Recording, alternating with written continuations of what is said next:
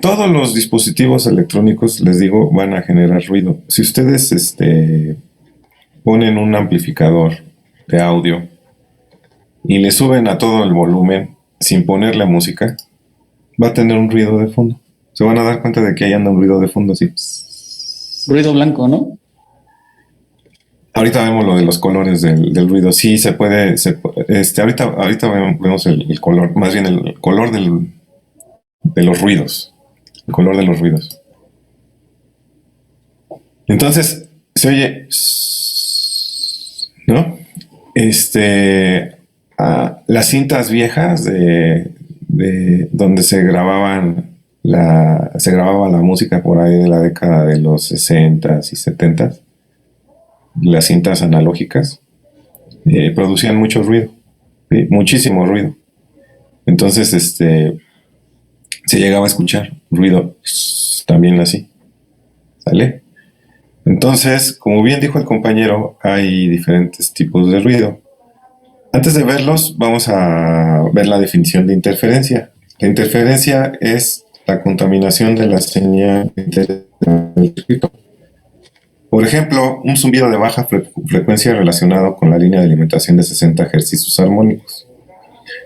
Si nuestra fuente de alimentación del amplificador no está bien diseñada o recibimos una señal de alimentación muy sucia con muchos componentes armónicos, vamos a tener un zumbido de baja frecuencia, así, ¿no?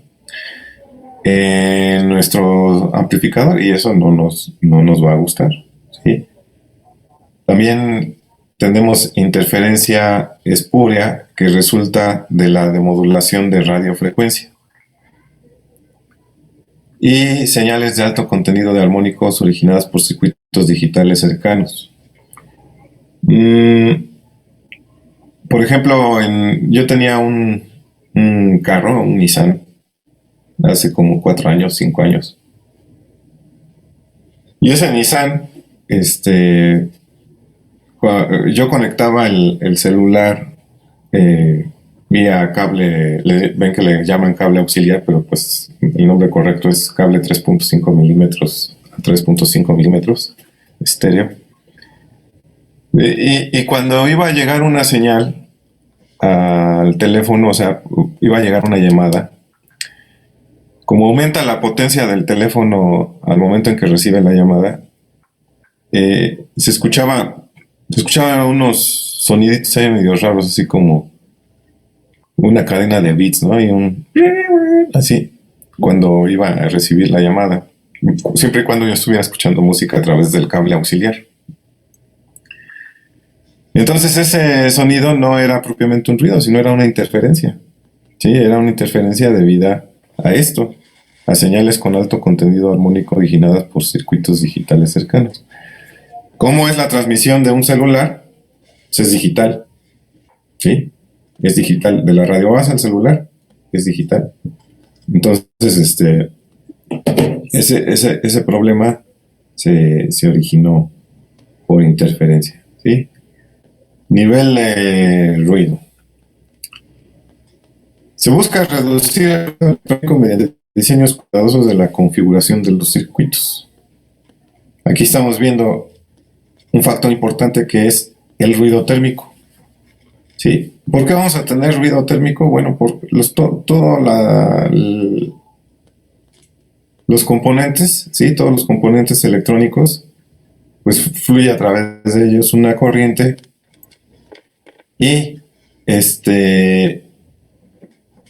ese paso de corriente va a generar una potencia y a su vez pues vamos a tener ahí disipación de calor y vamos a tener también, entre más calor tengamos, vamos a tener un ruido que se llama ruido térmico. Aquí dice, el ruido térmico aparece en todos los componentes que presentan resistencia eléctrica para cualquier temperatura superior al cero absoluto. ¿Sí? Los transistores de salida, como estos que estamos viendo aquí, de los amplificadores, o los circuitos integrados, o los transistores normales, todos ellos se van a calentar.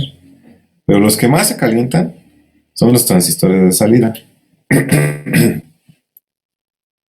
Entonces, entre más calor haya para los transistores, más ruido vamos a tener. ¿Sí? Hay otros dispositivos que necesitan cierta temperatura para funcionar. Por ejemplo, los bulbos. Los bulbos eh, es una tecnología que pues tiende a desaparecer. Igual los transistores en algún futuro ya también no va a haber transistores, ¿no? Se van a diseñar otro tipo de circuitos, pero pues todavía falta para que se desplace por completo la tecnología de los transistores. Entonces, les comentaba, los bulbos necesitan calor para funcionar.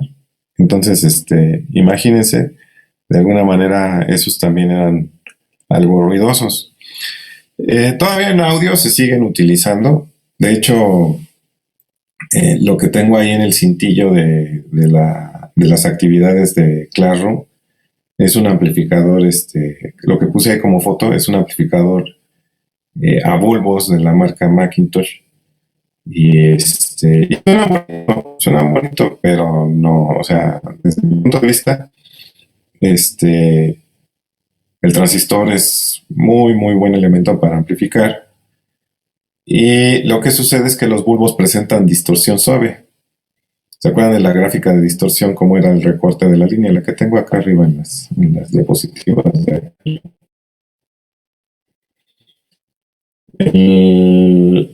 El transistor presenta distorsión dura y el bulbo presenta distorsión suave. Entonces a la gente, o sea, bueno, obviamente, pues cuando hay distorsión dura, pues se oye mucho y como se generan armónicos, se oye mucho y es desagradable e incluso puede volar los tweeters. Pero si tienen ustedes distorsión suave, eso casi no se nota o es difícil para el oído notarlo y entonces por eso les gusta a cierto tipo de personas. Aunque no lo saben. Mucha gente no sabe por qué le gusta más los bulbos, ¿no? Luego, o sea, dicen, no, es que se escucha mejor. Pero, pues no, o sea, yo en lo personal prefiero los transistores. Ok, entonces, el ruido térmico que generan los componentes con resistencia eléctrica es de banda ancha y se le conoce como, bien dijo el compañero, ruido blanco. ¿Sí? Y así como hay ruido blanco, también hay otro ruido rojo, ruido rosa. El ruido rosa se suele utilizar para sacar respuesta en frecuencia de algunos equipos. Por ejemplo, aquí en la imagen tengo un analizador de espectro. Ya el analizador de espectro se los había mencionado, o bueno, no recuerdo si se los mencioné, cuando hablamos sobre la respuesta en frecuencia. Más bien cuando hablamos del dominio del tiempo y del dominio de la frecuencia. No sé si se acuerdan cuando pusimos la onda senoidal y que la onda senoidal se dibuja así en forma de ondita cuando es en el dominio del tiempo y una sola raya cuando es en el dominio de la frecuencia. Tengo múltiples rayas, bueno, pues es porque esta señal que estaba detectando en ese momento el analizador de espectro tenía estos componentes de frecuencia.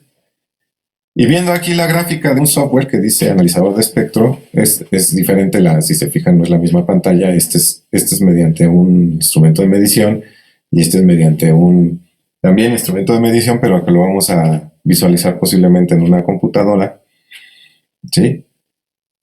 Vean, el ruido rosa tiene la misma distribución de energía por rango de frecuencia. ¿Sí? Vean, o sea, lo importante son las líneas amarillas.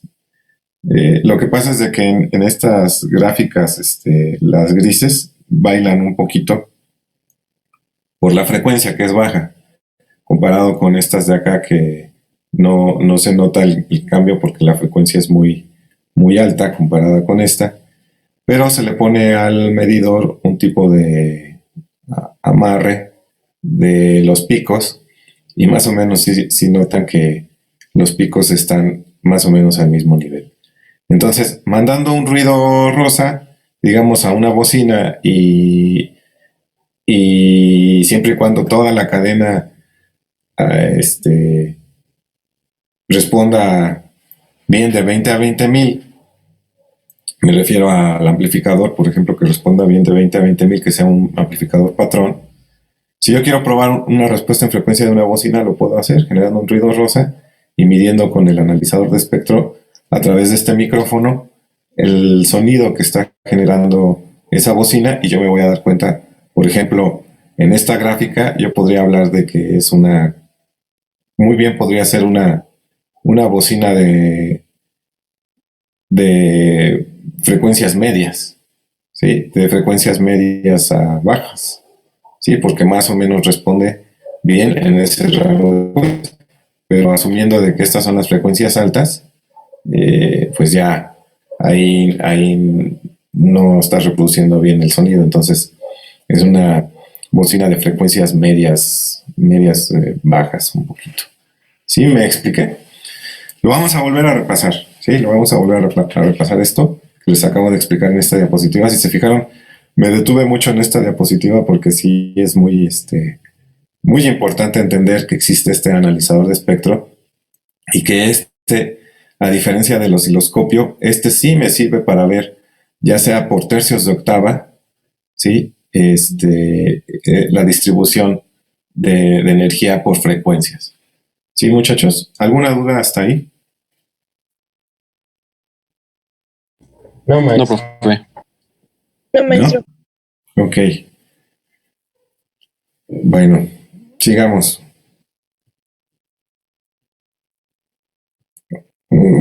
Hay más ruidos, ¿no?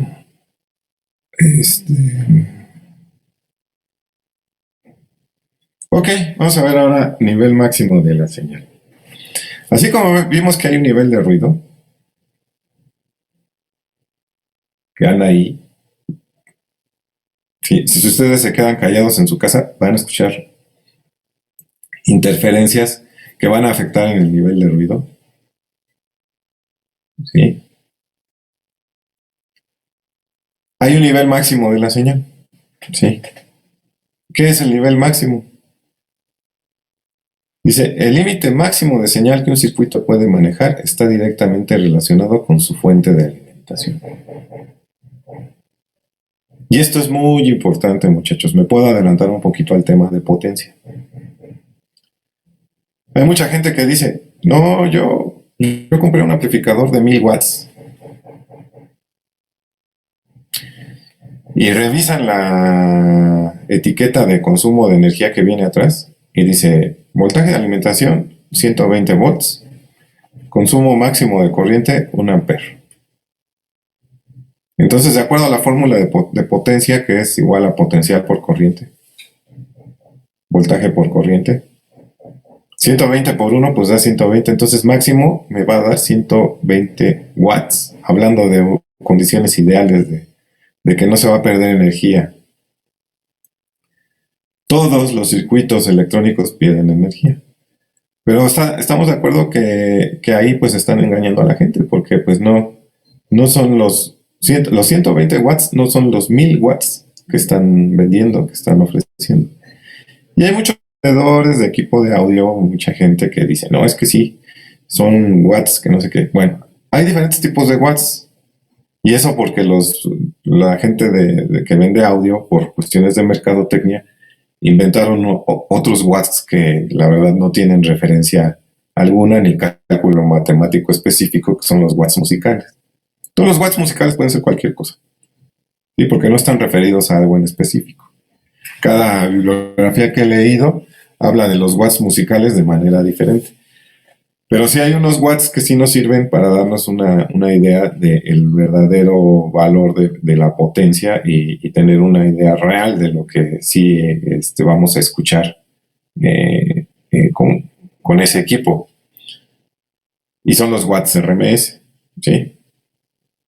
Pero eso ya lo vamos a ver en el segundo periodo de evaluación. Entonces queda claro de que el límite máximo de la señal de un circuito que puede manejar está directamente relacionado con su fuente de alimentación, ¿no, muchachos? Aquí está el ejemplo. Yo tengo un amplificador donde tiene una fuente de alimentación de más menos 15 volts. ¿Qué quiere decir ese más menos 15 volts? Que si yo pongo el multímetro, la punta del multímetro en el negativo, perdón, en la tierra del circuito, la punta negativa del multímetro en la tierra del circuito y la punta positiva en el más de la fuente de alimentación, voy a tener más 15 volts, ¿sí? Y si la pongo en el menos de la fuente de alimentación, voy a tener menos 15 volts, ¿sí, muchachos? O sea, hay voltaje, vamos a llamarle correctamente, hay potencial positivo y hay potencial negativo. Entonces de ahí partimos con este principio que les estoy mencionando, de que máximo voy a poder amplificar hasta el potencial de más 15 volts, el semiciclo positivo, y el semiciclo negativo máximo lo voy a poder amplificar hasta menos 15 volts. ¿Sí, muchachos? Más de ahí no voy a poder sacar. Si no, estaría trabajando con otro tipo de amplificador, posiblemente un amplificador operado por corriente, ¿sí? Como es el caso de los amplificadores de los autos, ¿no? Dice, en la práctica, los circuitos por los que pasa la señal de audio presentan un aumento abrupto de la antes de que la señal alcance los valores de alimentación. O sea, esta era la condición ideal. Pero acuérdense que no existen condiciones ideales en la práctica. Va a haber un gasto al momento de producir esta amplificación, muchachos. Entonces, antes de que llegue a los 15 volts, ya va a presentar distorsión el amplificador. ¿Sí? ¿Esto por qué? Acuérdense que hay disipación de calor. Y al momento en que hay disipación de calor, hay pérdida de energía. Y esa pérdida de energía es esto. Parte de esa pérdida de energía es esto. ¿Sí? Porque idealmente deberíamos de llegar hasta 15 volts. Pero no es así. ¿Sí? Idealmente deberíamos llegar a los 15 volts, pero por la disipación de energía, por ejemplo, a través del calor, la pérdida de energía a través del calor, ¿sí? Podemos tener esta curva antes. Hace mucho tiempo se hablaba sobre los superconductores, porque hay dispositivos que tienen un comportamiento diferente en el cero absoluto. Pero desgraciadamente no es fácil tener el cero absoluto, ¿sí? De temperatura. Entonces se busca desarrollar materiales que tengan un mejor comportamiento a la temperatura normal, a la temperatura ambiente. El día que logren hacer eso, va a ser una revolución brutal, muchachos. Brutal. Porque las baterías van a durar muchísimo más tiempo de lo que duran ahora. Imagínense los autos eléctricos que hoy en día pues no tienen una gran autonomía en kilómetros. 300 kilómetros es el más. Y eso ya es algo muy avanzado, ¿no? O sea, los prototipos. Entonces, imagínense el día que se maneje ese tipo de tecnología, pues va a ser algo maravilloso, ¿no? Ok, vamos a seguirle con los niveles máximos. Entonces, ya teniendo el concepto de nivel de ruido y nivel máximo de la señal, ya podemos hablar de un concepto que se llama rango dinámico. ¿Qué va a ser el rango dinámico? Va a ser la distancia en decibeles, y quiero que anoten la definición que les estoy diciendo. Va a ser la distancia en decibeles entre el nivel de ruido y el nivel máximo de la señal. ¿Sí? Nivel de ruido o nivel mínimo y el nivel máximo de la señal. Ese va a ser el rango dinámico. ¿Sí? Y esto del rango dinámico es algo que pues posiblemente no apreciemos, pero yo quiero que ustedes lo empiecen a notar. Ujú. Porque va a formar parte de la clase que les voy a enseñar el día de mañana. Mañana voy a hablar sobre este tema con algunos ejemplos. Y y vamos a ver, pues, una transmisión analógica de radio FM tiene 50 decibeles de rango dinámico. O sea, de una estación de FM va a tener 50 decibeles de rango dinámico el sonido. Una cinta magnética, como las que les decía, esas ruidosas de los años 60 y 70, analógica, ¿sí? Tiene una reducción, sin reducción de ruido, tiene 60 decibeles de rango dinámico. ¿Por qué dice sin reducción de ruido? Ah, porque hubo unos sistemas de reducción de ruido, entre ellos el sistema Dolby, no el del sonido del cine. Sí es del mismo laboratorio, pero hagan de cuenta que es otra división, es otra cosa. La reducción de ruido Dolby. Y hubo diferentes tipos de reducciones. Hubo una que se llamaba Dolby SR, y SR son las siglas de Spectral Recording. Y se tenía un rango dinámico de 90 decibeles, 80 y tantos decibeles con esa cinta, ¿no? Con ese sistema de reducción de ruido Dolby SR. Y luego pues tenemos el audio digital. El audio digital, gracias a la compañía Sony, Panasonic, que se desarrolló a finales de los 70 y se lanzó al mercado a principios de los 80 a nivel consumidor doméstico como disco compacto. Hizo un cambio revolucionario. Uno de ellos fue el rango dinámico que puede manejar un disco compacto, que es de 96 decibeles. Vean nada más qué maravilla de cómo ha ido la evolución de esto de la tecnología. Si hablamos de un disco de vinil, pues todavía tiene menos rango dinámico, ¿no? Uno de esos discos de vinil son los negros, esos que usaban sus papás, algunos de ustedes, a sus papás, si les escuchaban la música, si les gustaba la música, tenían discos de vinil. Entonces, los discos de vinil tenían muy bajo rango dinámico. ¿Por qué? Porque no sé si alguno de ustedes ha escuchado un disco de vinil y lo primero que se escucha cuando lo ponen es un ruido. El ruido de cuando empieza la aguja a tener contacto con los surcos, ya empieza ahí a rascar y se oye un ruido. Hay gente a la que le gusta el disco de vinil, gente que dice, ay, pues suena mejor que el disco compacto. Eso ya son otras cosas. Sí, yo respeto esas ideas, son gustos y los gustos se tienen que respetar. ¿Sí? Bueno, entonces la clase del día de mañana, muchachos, se va a tratar sobre esto, precisamente, sobre el rango dinámico y esa relación señal a ruido. ¿Sí? Y hay algo que se llama la guerra del volumen. Mañana les voy a hablar sobre eso. Es un tema interesante porque tiene que ver con ese aspecto cultural que yo quiero que ustedes vayan teniendo. Entonces les decía ya yo quisiera comprarme uno de estos tan bien caros para pasear, ¿no? Ya, para irnos de vacaciones. Lo malo que están caros y que aquí en México pues te lo roban. ¿Dudas de la clase, muchachos? No, profe. No, profe. No. Bueno, entonces los veo mañana. Mañana, ¿a qué hora nos toca? Ahorita lo veo. Ahorita aquí lo tengo ya en un archivo.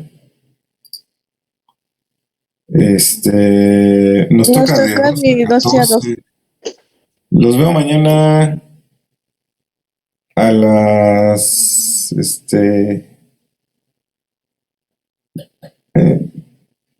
12:30. Quiero comentarles, antes de terminar, que estoy concursando para ser su director administrativo en la escuela. Entonces, casi no he hecho campaña con los alumnos, entonces sí me gustaría ahí que me apoyaran por lo menos para convencer al consejero de telecomunicaciones que pues está un profesor de telecomunicaciones ahí en la terna y que pues va a ver por la especialidad, bueno, obviamente por toda la escuela, por las 4 carreras, pero yo tengo muy presente de que en el área de telecomunicaciones hay carencias de equipo y pues la subdirección a la que aspiro pues tiene injerencia directamente sobre las decisiones de equipamiento en los laboratorios y talleres y pues necesitamos hacer el equipamiento. Quiero decirles que no es de la noche a la mañana, o sea, no es de que, por ejemplo, yo maneje los recursos de la escuela así directamente, de que yo los toque, ¿no? Sino hay todo un procedimiento, hay organismos del Politécnico como uno que se llama COFA, aquellos que quieran investigar está ahí en el portal de COFA, del IPN, que es el que se encarga luego de recoger los donativos y manejarlos. Nosotros nada más le decimos, COFA nos dice, bueno, tú juntaste tanto dinero de donativos y te regresamos, tú dinos qué quieres y nosotros lo compramos, porque pues así es el procedimiento. Entonces, sí les pido su apoyo para que ahí platiquen, busquen quién es su maestro, su alumno consejero y maestro consejero del área y díganle, pues vamos con el profe. Bueno, no sé, o sea, los que me quieran apoyar, ¿no? Sale, muchachos, los veo mañana entonces. Porque las votaciones van a pedirles votar o algo así, creo que son mañana, o hay que estar pendiente ahí en la página de la escuela. Nos vemos, chavos. Hasta luego, profe. Cuídese mucho. Hasta luego, profe. Hasta luego, profe. Hasta luego, profe. Hasta luego, profe.